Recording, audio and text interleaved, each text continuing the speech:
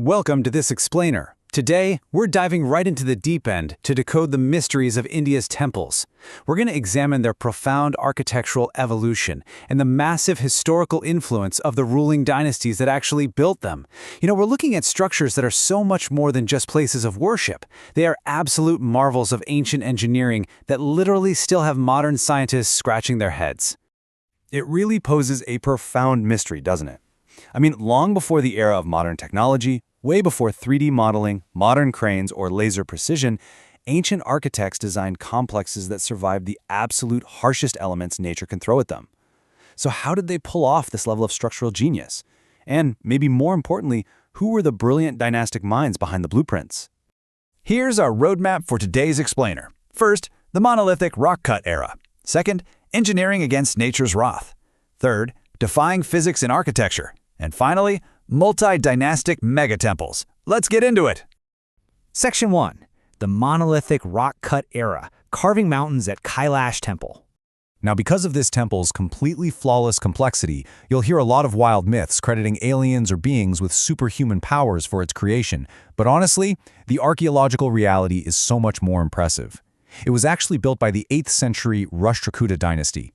Archaeologists have found the actual tool marks, proving for sure that this wasn't magic and it wasn't aliens. It was achieved through immense, staggering human labor, using everyday tools, just regular hammers and chisels. To literally carve a mountain, these ancient architects used a totally genius top-down method. It's like hacking geology itself. First, they drill a sequence of holes to dig deep trenches right into the solid basalt rock. Then, they take dry wooden wedges and jam them tightly into those holes. And here's the clever part. They just poured water over them. The wood absorbed the water, swelled up, and created such extreme pressure that it snapped the solid rock along perfectly precise lines. No explosives needed. Using just that expanding wood technique, these workers removed an absolutely astounding 200,000 tons of solid rock. To put that massive number into perspective for you, that's the equivalent weight of 11,000 modern trucks. Just painstakingly removed by hand, piece by piece, to reveal the magnificent temple hiding inside the mountain. And the architectural evolution here wasn't just happening in a vacuum. This really highlights how the Rashtrakuta king, Krishna I, actively merged the talents of rival dynasties. After a big military victory, he brought expert Chalukyan and Pallavan artists all the way back to Ellora. He effectively created this collaborative master team of rock-cut experts, designers, and sculptors from 3 totally different empires. And that massive pooling of brainpower is exactly how this mega complex was miraculously finished in just 10 to 12 years. Moving right along to Section 2, engineering against nature's wrath, surviving floods, ice, and invasions.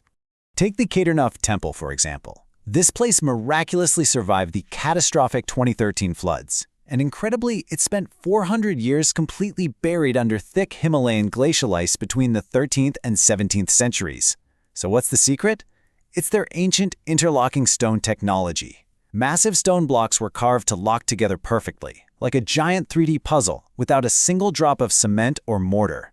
And during those 2013 floods, a huge boulder, which devotees now revere as the Bhim Shila, washed down and stopped exactly 50 feet behind the temple. It literally split the devastating floodwaters in two and completely saved the structure. Now, the Somnath Temple perfectly captures this intense cycle of destruction and dynastic resilience. After being attacked and plundered by Mahmud of Ghazni back in 1025, the Chalukya king Kumarapala stepped up and rebuilt it in stone in the 12th century.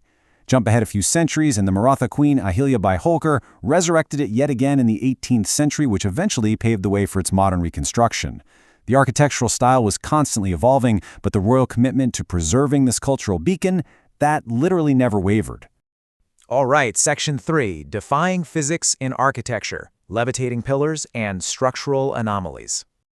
Over at Lapakshi's Veerbhadra Temple, which was built under the massive Vijayanagara Empire, there is this mind-bending architectural quirk. Out of its 70 pillars, there is one massive central stone pillar that just hangs freely in the air. It seriously doesn't touch the ground, yet it's somehow part of a structural framework that supports an incredible amount of weight. It is a total marvel of ancient load balancing that still gives modern structural engineers a major headache today. And over at the Jagannath Temple in Puri, heavily patronized by the Eastern Ganga dynasty, the architectural anomalies are just as staggering. Devotees are quick to point out these fascinating environmental and structural quirks. You've got a flag that reportedly flies against the wind, a massive 214-foot dome uniquely designed so it literally never casts a shadow at any time of day, and, strangely, an airspace directly above the temple that birds and airplanes naturally avoid. Plus, unlike most temples that use stone or metal, their main idols are actually carved from wood. Ancient texts suggest this was a highly deliberate choice by the royal builders, since wood is a poor conductor of electricity, keeping the immense energy believed to be housed within the idols safely contained. Which brings us to Section 4, Multi-Dynastic Megatemples, the collaborative evolution of Tirupati. This timeline beautifully maps out the architectural evolution of the Tirupati Balaji temple complex. And here's the kicker: no single king built this whole thing. The Pallava dynasty actually kicked things off in the 9th century by constructing the initial black granite inner sanctuary. A couple centuries later, the Chola dynasty stepped in to expand the complex and donate surrounding villages. Fast forward to the 16th century, and the Vijayanagara Emperor Krishnadevaraya adds the iconic gold gopuram. Later still, the Maratha rulers donate a massive silver throne in 1750. It's essentially a continuous, multi-dynastic architectural relay race spanning nearly 1,000 years. I mean, think about how hard it is just to get modern contractors to build a completely straight wall today. Now consider this. A 2018 study by IIT Madras revealed that the stones in Tirupati's walls maintain an exact 0.2-inch gap throughout the entire structure.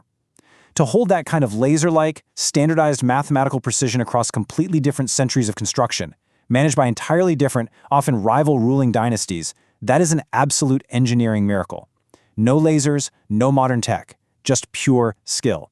And this incredible dynastic legacy laid the foundation for what is now one of the wealthiest modern institutions in the entire world. The historical patronage of all those ancient kings evolved over centuries into a massive temple trust. We're talking over 11 tons of gold reserves, including a 1,000-kilogram crown and tens of thousands of crores in stock market investments and fixed deposits. Today, that mind-boggling wealth funds staggering social welfare programs, completely funding over 20 hospitals and 300 schools. Now, sustaining a mega temple like this requires incredibly diverse streams of income. While your traditional cash, gold, fixed deposit interest, and stock market returns definitely do a lot of the heavy lifting, there's a massive and highly unique revenue stream you might not expect: hair. Yep, exported hair donations. Devotees shave their heads in an ancient tradition of sacrifice, and the temple expertly exports this hair to the global market. It generates millions of dollars that get funneled right back into those charitable welfare programs we just talked about. It's a real game changer. As we wrap up this explainer, it really leaves us with one fascinating question to ponder. From mountains carved top-down by the Rashtrakutas to interlocking stones surviving centuries under thick Himalayan ice to the impossible multi-dynastic precision of Tirupati, these structures have already far outlasted the grand empires that built them. So what will future civilizations think of these architectural marvels 1,000 years from now? Will they even believe human hands built them? Thanks so much for joining me on this deep dive into the stone miracles of the past. Keep learning, keep questioning, and I'll catch you in the next explainer.